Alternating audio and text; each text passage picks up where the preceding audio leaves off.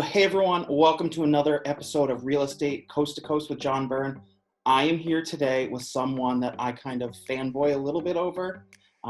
She's a big name in the Tom Ferry network, someone who does a lot of great work, and I'm excited to interview today, so I'm going to let her introduce herself. She does such a good job. Take it away.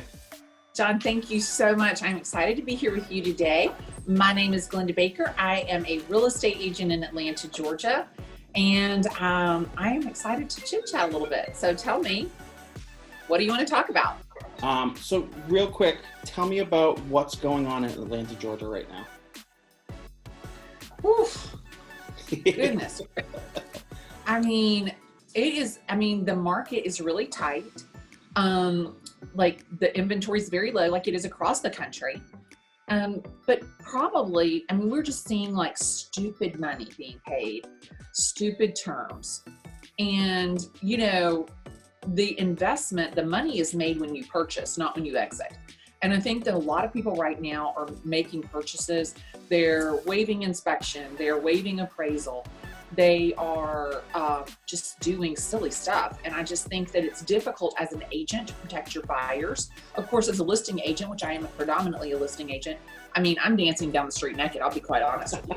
Because if your agent's gonna let you make those offers, then I'm gonna give that to my seller all day, every day.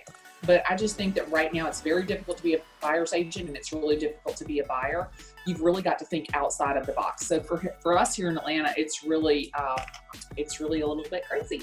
It's scary unless you're buying something that is in tip-top shape, and for us, heating systems are brand new, roofs are brand new, things like that. Maybe I'd consider it, but scary stuff. It's just very difficult right now.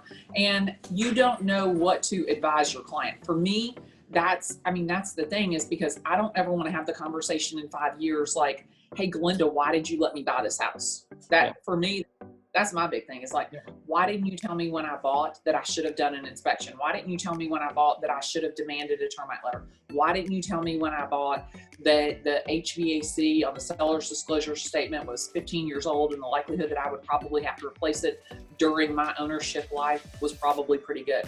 So for me, I think it's just a super duper fine line that you're walking between being able to bring value and protect, mitigate risk and exposure to the buyer. Yeah. But as I'm dancing down the street. So I had a listing recently. I got 20 offers on. What's the craziest one you've seen lately? 52 offers. 50. So it was on the market. It was on the market 3 days. They held it 3 days. Yep. They had 112 showings, I think. 112 showings, 52 offers. Holy crap. Yeah. Of the 52 offers, 30 of them were cash. Wow.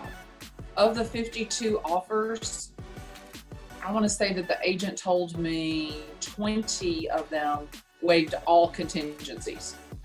All contingencies. Finding, appraisal, inspection. Wow. So how does your first-time homebuyer going FHA, putting 3% down, how do they compete with that? They can't. Yeah, they really can't. Yeah. Wow. So it begs the question: are investors building another stream of wealth on the back of the first-time homebuyer that is not going to be able to purchase and now will be a renter for the rest of their life? So who knows? Little Glennda prediction right there. Yeah, you never ever know. I will tell you, I definitely think that I have never seen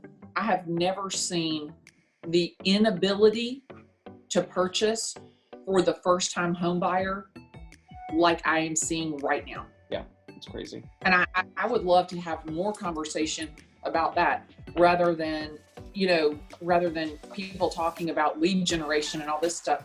I want to understand, like, how does that affect us long term? And I'll be in Clubhouse, I'll be on Instagram, and people are talking about, let's talk about lead gen. who cares about lead generation when you can't find a house? For Bobby and Susie, the first-time home buyer that are pregnant, expecting a child. I mean, we've got one couple, first-time home buyer, $700,000 to $1 million, first-time home buyer. Healthy budget. I can't find them a house. I can't find them a house.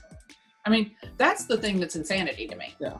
So instead of talking about lead generation, let's talk about how we're landing off-market deals for our buyers. The other thing, and I was talking to Katie Day the other day, and I was just with Katie yesterday. I love she's wonderful. I love her. Awesome. So we're talking about, so in New Hampshire right now, we have a mass exodus from Massachusetts into New Hampshire. Because a $700,000 house from Mass to New Hampshire. So a $700,000 house in Massachusetts is $350,000 to $400,000 in New Hampshire. Is there any crazy right? That's my market. Wow. Okay. Is there any crazy mass exodus into Atlanta right now that you're seeing? We're seeing a lot of people come from California to Atlanta. It's huge for us. Yeah. So, especially with the film industry. So, we're eating that up left and right. Because, and it was so funny because I sent a house to Taya, my girlfriend Taya, who's in Manhattan Beach. Okay. And she was, and I said, how much would this house be in your market? She goes, 4.5 million. I said, in Atlanta, it's 800,000. She goes, I'm moving.